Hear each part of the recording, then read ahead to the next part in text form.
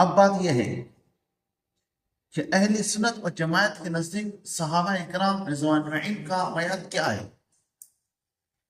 ہمارے نزدیک صحابہ کا معیار یہ ہے، اگر ہم دیکھیں کسی صحابی کا کام، کسی صحابی کا فعل حدیث کے خلاف ہے تو ہم یہ نہیں کہیں گے کہ اس صحابی کا یہ کام حدیث کے خلاف ہے، بلکہ ہم یہ کہیں گے کہ صحابی کا عمل حدیث مبارکہ پر ہے، وہ حدیث ہم تک نہیں پہنچی۔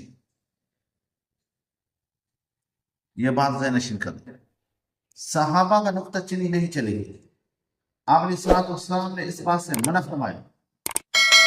بہت سے ملحدین اور زندیق لوگ بعض منکرات اور جھوٹے روایات کی بنیاد پر صحابہ اکرام پر نقطہ چینی کرتے ہیں، وہ اپنی آخرت کو داغ میں لگاتے ہیں، اپنی آخرت کو خراب کرتے ہیں۔